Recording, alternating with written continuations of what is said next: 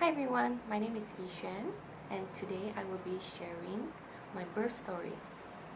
Today is day 5 of my postpartum journey and my baby is 5 days old. I feel it's very important to share my birth story because I've been watching a lot of birth stories before giving birth and it really helped give me a lot of confidence and reassurance before I gave birth. I've been married for a long time, but I've waited for some time before I decided that I'm sort of ready for a child because I'm so fearful of childbirth and it's just such an unknown territory, and I just feel that maybe if I shared my story, somebody else would be less fearful. So anyway, for the past 5 days of my postpartum, um, I've been in absolute bliss. My baby is so wonderful, so perfect. I had to deal with a lot of sleepless nights and go through some pain for breastfeeding, but I think these are quite small issues compared to um, having a sweet little baby. So let's start from the day I gave birth. I was 40 weeks pregnant already and I was very full term. And I didn't feel any signs of labor. I didn't have contractions, or at least I thought I didn't have contractions. I didn't have water breaking. I just felt super pregnant, and I was kind of impatient already because I, I kind of thought to myself that my pregnancy may last only 38 weeks, then my water would break, or max 39 weeks. But I went all the way to 40 weeks and still no signs of labor. So I was getting worried, I was getting impatient, I was tired of having the big pregnant belly. I decided it was time to go to the hospital when I was 40 weeks and 2 days. So that was on 1st of May, Labor Day. Today we're going to have the baby. I'm currently 40 weeks and 1 day. So my baby Tommy is late and he should be out on the due date, which was yesterday, but he's still not showing me any signs. So I guess we might be considering inducing. I'm not sure. I'm going to go to the hospital for a checkup. And Mama, you're going to be alone for the next 2 days, okay? Let's go and get Tommy out. And when I got to the hospital, the nurse hooked me up to, I don't know what is that, the CTG, to check the heartbeat of the baby, and they realized that I was having contractions, and all this time I was thinking, how come the contractions are not painful? Because I'm somebody who has a history of really bad menstruation cramps. I know that my belly was tightening, but I considered those tightening feeling as Braxton Hicks. I didn't think that they would qualify as cramps. I was experiencing cramps for the past 2 or 3 days already, just that they were not regular, I guess. And when I went to the hospital, the nurse checked me and she said, "Oh, you are already 3 cm dilated." And then I said, "What? How come I can't feel anything? It's not painful at all." And at that moment, I gained a lot of confidence.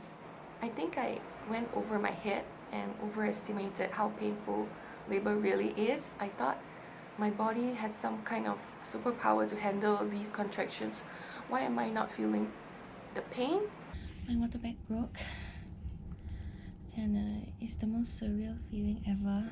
The warm gush of liquid coming out. I tell you, when that happened, I started shivering uncontrollably, like shaking. And I tell you what it feels like. It feels like the moment before I go for a violin recital. That's what it feels like. It's not as painful as I expected childbirth to be. I would say that even my menstruation cramp, they are more painful than what I'm feeling now.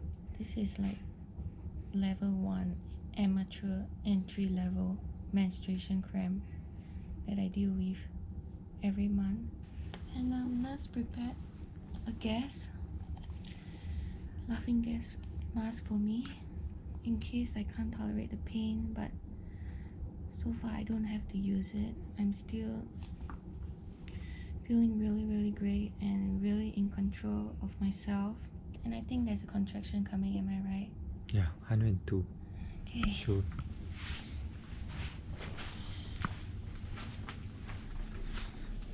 Now it's 123. Do you feel any pain?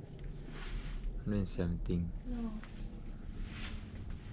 Not painful at all. I mean, of course I feel tightening, but when I feel this pain at home, I thought it was Braxton Hicks. I thought it's practicing contraction. I don't even feel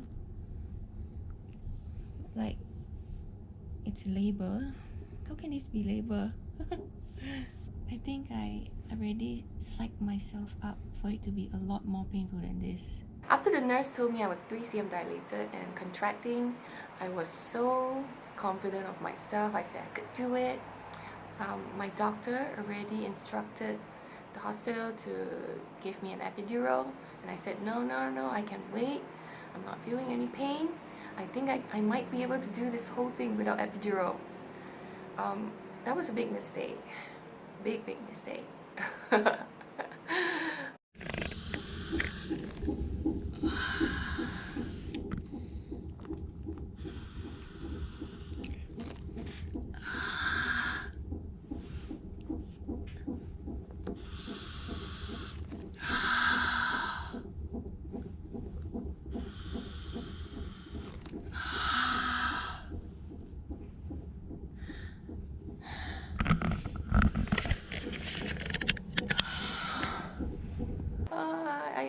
I laugh and I find it such a joke that I would have this thought cross my mind.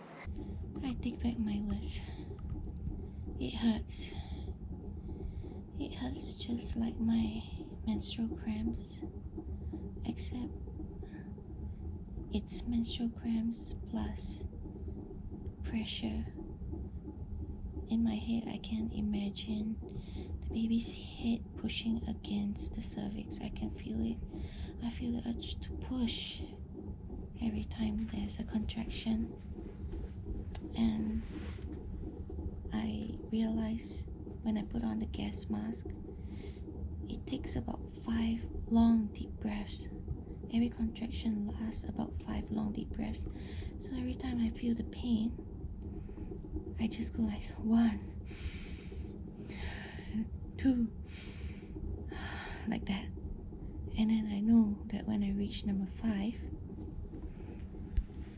that's when the pain will subside, and then it's just pure bliss, pure relaxation, and I get to rest for a while, and then it comes again. No rest. When I experience menstrual cramps, at least after every cramp, I take a medicine. It doesn't happen again, but this one keeps happening and keeps happening, and I think that there's no way I can last through 4 or 5 hours of this. It's terrible. It really, the cramps just increase in intensity. But I'm glad I experienced it, because I really want to know. I'm curious. I'm so curious what it's like to give birth. And finally, I asked for the epidural, and now I'm in pure bliss. No, not really. There's a contraction coming. It takes a while for it to activate. What's the number on the screen?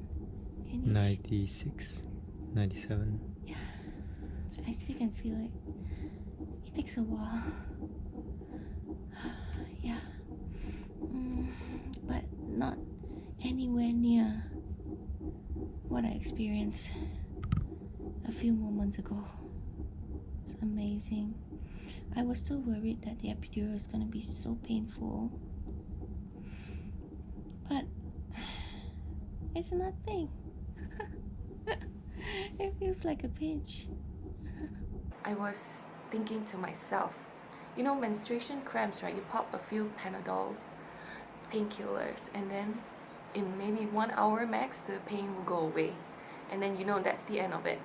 But these labor contractions, you have no idea as a first-time mom how long they're gonna last. You know, I have that 1 to 2 minutes of break before every contraction, and I was just bracing myself when the next wave hit. And it was a terrible feeling. It's like never ending, and I felt like it was the end of the world. And my husband asked me, are you ready for the epidural? And when I was breathing in that gas mask and feeling no effect from it at all, when I was in so much intense, excruciating pain, I said, yes, call the epidural doctor, now I cannot take it anymore. Because first time moms, our labors can go up to 2 days. You just never know. I just don't want to be caught in this situation where I'm so exhausted from dealing with my contractions that I have no energy to push my baby out, and I thought that was not worth it at all. So after the epidural kicked in, it's not exactly 100% because sometimes, you know, it doesn't flow and distribute itself very well. So the epidural was working, but I still felt pain on the right side of my body. It was so weird because both my legs were numb. The kind of numbness where you sat cross-legged on the floor for maybe 30 minutes, and then when you get up, you have the ants crawling in your leg feeling. That's the kind of numb I'm talking about. It's not as if you can't move your leg. I can still move my leg like this, but I can't lift up my legs. But the contractions were still very strong on the right side of my body. So apparently you have to turn your body to where the pain is to distribute the medicine. So after that, all was good, and I had a nap about 2 or 3 hours, and I woke up in the morning at about 7 a.m. My doctor was telling me he would come at 8 a.m. to check on my dilation, and hopefully I would have opened up more. I'm just waiting for the moment to hear Tommy's cry and the magic moment that I've dreamed of, that he's placed on my chest. That's what's keeping me going. So by the time my doctor came, I think I was 8 cm, which is really the home stretch. I was so happy, I was so proud of myself that I went from 3 cm from midnight to 8 cm at about 8 a.m. So I thought that was pretty good. That was a good speed. But then things kind of took a pause from there. I was telling myself I just got to persevere for another 2 or 3 hours maximum, and the baby will be out. But no. So what happened was, I was still very, very comfortable because of the epidural, and I was just waiting and waiting for the cervix to dilate, and nothing happened. A few hours later, I was still 8 cm. So while waiting, I was able to catch up on some sleep. The whole time, I couldn't have anything to eat or drink, maybe just really, really tiny sips of water, because the doctors and nurses were worried about throwing up when you push. So I was like super dehydrated, but not that hungry because I'm still dealing with fear, because I know the next step is, I know at the back of my mind that all I'm left is to push the baby out, and that was really scary still, even with the epidural. It's finally after 12 hours. Now it's 12 in the afternoon, and I'm finally 10 cm dilated, and in a few minutes I'm going to be pushing. The nurses already decreased my dose of epidural so I can feel. Oh, there's contraction coming.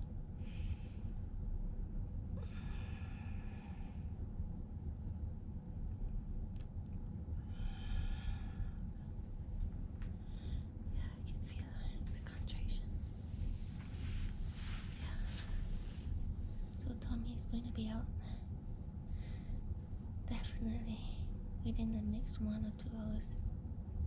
So finally, I reached about 10 cm at about 1 or 2 in the afternoon, and that was when the nurse started to tell me to push.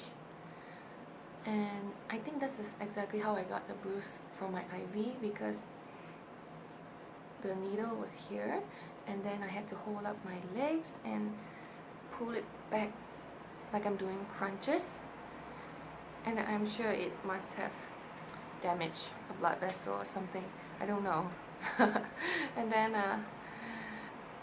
I pulled my leg back and I just pushed really very hard, and I remembered seeing some articles where women were pushing until their face were bruised because they push too hard, and then they squeeze their face muscles too hard such that there are broken blood vessels. And I was very sure not to do any funny weird expressions on my face and focus on putting all the pressure on my abdomen. So I pushed and pushed with all my strength, and I think I took maybe 10 or 20 pushes. I really don't remember, but it took quite a few pushes before the baby's head started to crown. We saw a little bit of the hair. The nurse actually put a mirror for me to see what's happening.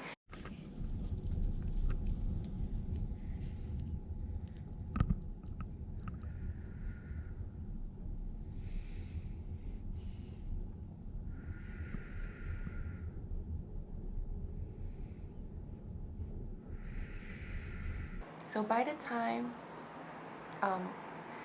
the crowning happened, it was time to call my gynae, and he came in, and what he did was crazy next that I never expected, but my baby came out within 2 or 3 pushes. Let's go. Okay, push, come. Let's go. Put it down some more. Okay, one piece there, one piece there. One more stuff. Focus. Stuff the outside. Okay, come in. One more time. Okay, let's go. 1, 2, 3, and crunch. Yes. No sound, no sound. Just push it down. Just push it down. Yes. Some more, some more, some more, some more. No, you're doing well.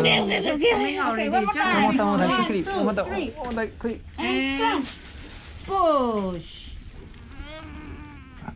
Sustain, sustain. Coming through already. Coming through already, almost there already. The cruise weights training to bend Half the head out already. Okay.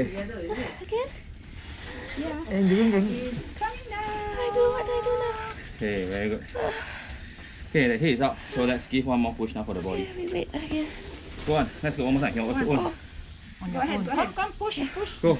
Head out only. The body not out yet. Very good. For round twice. That's right. Take some time. Okay, very good. Breathe now. Breathe now. Breathe now. See the time that Enough. Oh my God. Tight lah. That's right. Let's see now. Here. Okay, here. Wow. Okay, I think here. Let's bring over to the Let other me side. clear. Hello, tired are you? Give more blood to the baby because Clear.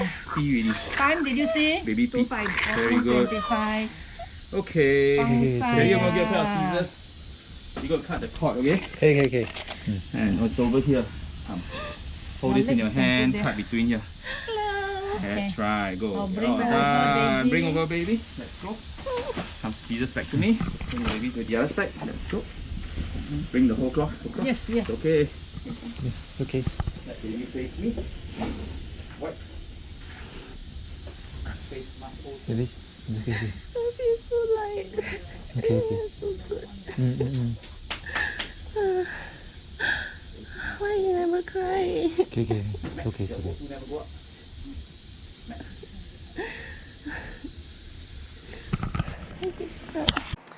He put his hands on the tip of my pregnant belly you can just imagine right below the chest. And then when the contractions came, he asked me to push, and he put his whole body weight on my belly to squeeze the baby out. And that really knocked my breath away. It was totally unexpected. I didn't know there was this move in labor, so I was caught off guard by that sudden pressure. But I put all my trust in him, and I just did exactly as I was told. By the next push, he pressed again with all his body strength, and he was a big guy.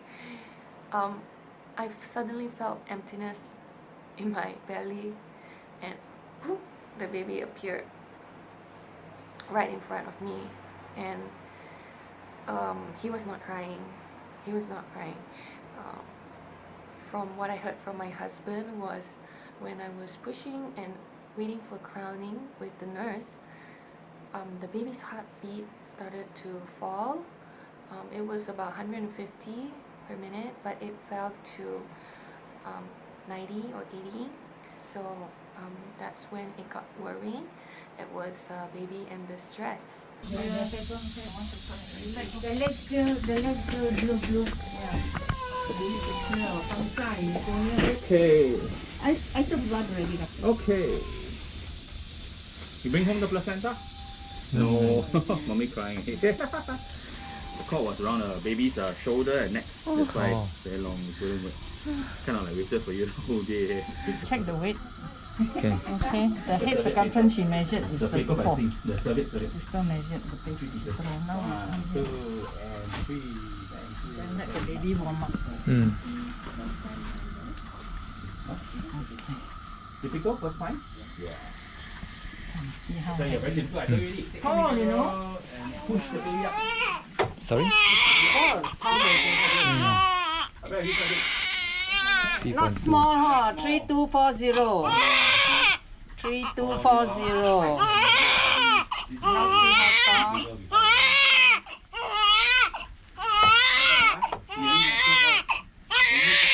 Okay, you scream and yell like that is good. 51? Give to me. Okay. You want to take picture? I'm ready. Okay. No, length 51. 51 ah. So after that, finally, after a few minutes, in the warmer, after rubbing, shaking, and sucking up all his fluids, he started to cry, and that was such a relief, such a relief. Oh, my baby is crying now. I think I have to go nurse him for a bit. I'll be back.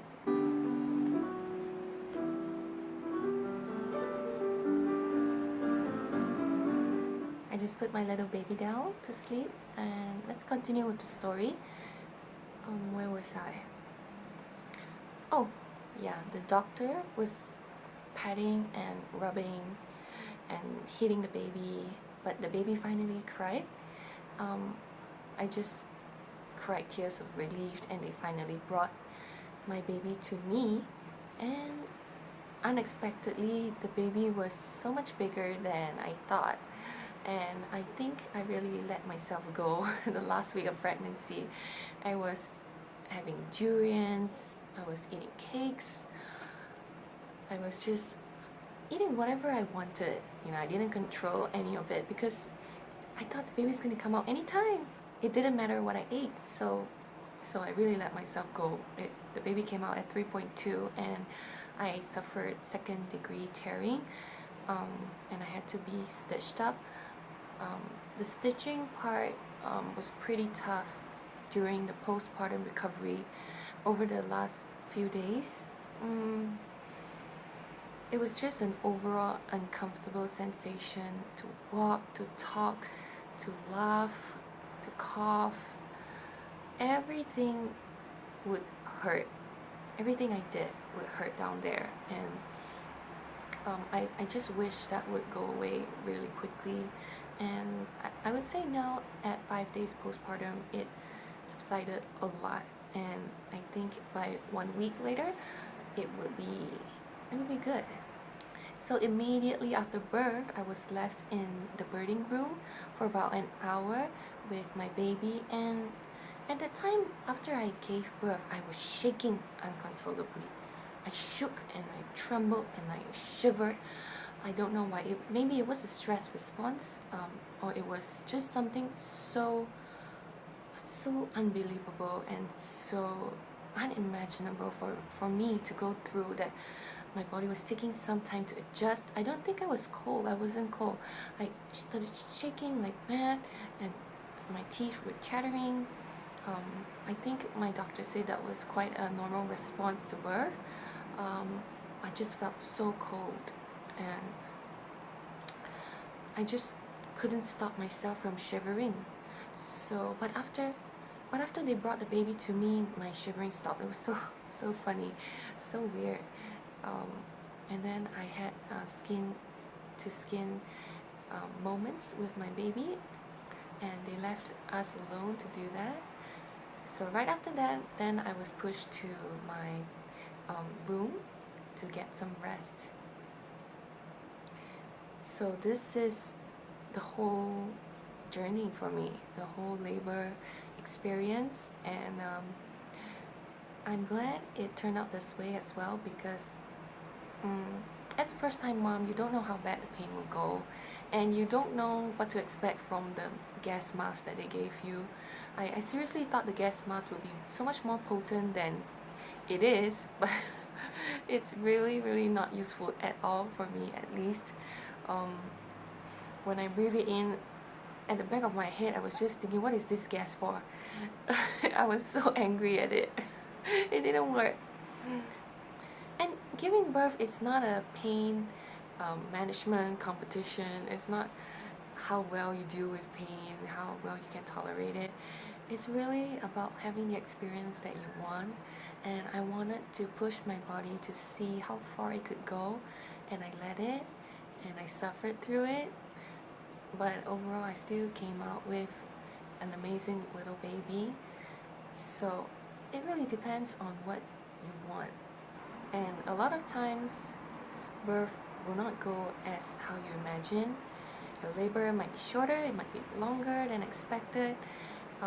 There are so many things, like, you know, the doctor's maneuver that he pushed my belly that I just don't expect it at all. And this childbirth experience definitely made me feel like I've experienced something, you know, that is so magical, that is like a miracle, you know. You have a soul alive growing inside your belly, and finally you see the face of your baby. I'm still in awe of what's happening. I'm still trying to digest every day how I went through this childbirth, and after so many years I finally gone through it, and I'm very proud of myself. I hope you enjoyed listening to my birth story, and if you have any questions, you can put in the comment box down below and I'll try to answer them. See you in my next video. Bye!